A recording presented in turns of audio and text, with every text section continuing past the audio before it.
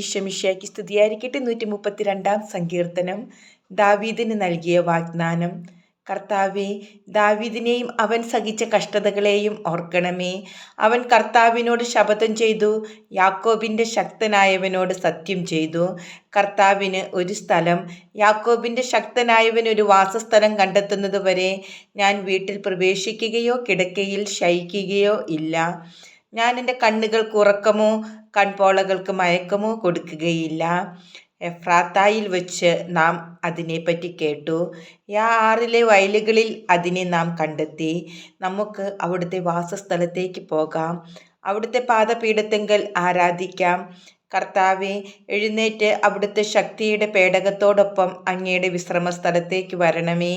അങ്ങയുടെ പുരോഹിതന്മാർ നീതി ധരിക്കുകയും അങ്ങയുടെ വിശുദ്ധർ ആനന്ദിച്ച് ആർപ്പ് വിളിക്കുകയും ചെയ്യട്ടെ.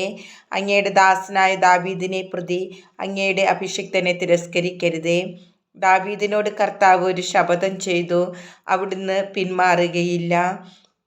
നിന്റെ മക്കളിൽ ഒരുവനെ നിന്റെ സിംഹാസനത്തിൽ ഞാൻ ഉപവിഷ്ടനാക്കും. എൻ്റെ ഉടമ്പടിയും ഞാൻ നൽകുന്ന കൽപ്പനകളും നിന്റെ മക്കൾ അനുസരിച്ചാൽ അവരുടെ മക്കൾ എന്നേക്കും നിന്റെ സിംഹാസനത്തിൽ വാഴും. എന്തെന്നാൽ കർത്താവ് സിയോനെ തെരഞ്ഞെടുത്തു, അതിനെ തൻ്റെ വാസസ്ഥലമാക്കാൻ അവിടുന്ന് ആഗ്രഹിച്ചു. ഇതാണ് എന്നേക്കും എൻ്റെ വിശ്രമസ്ഥലം. ഞാൻ ഇവിടെ വസിക്കും, എന്തെന്നാൽ ഞാൻ അത് ആഗ്രഹിച്ചു. അവൾക്ക് വേണ്ടതെല്ലാം ഞാൻ സമൃദ്ധമായി നൽകും.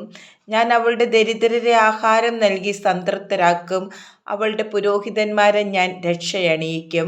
അവളുടെ വിശുദ്ധർ ആനന്ദിച്ച് ആർപ്പ് വിളിക്കും. അവിടെ ഞാൻ ദാവീദിനായി ഒരു കൊമ്പ് മുളപ്പിക്കും. എൻ്റെ അഭിഷിക്തനു വേണ്ടി ഞാനൊരു ദീപം ഒരുക്കിയിട്ടുണ്ട്. അവൻ്റെ ശത്രുക്കളെ ഞാൻ ലജ്ജ ഉടുപ്പിക്കും, എന്നാൽ അവൻ്റെ കിരീടം അവൻ്റെ മേൽ ദീപ്തി ചൊരിയും.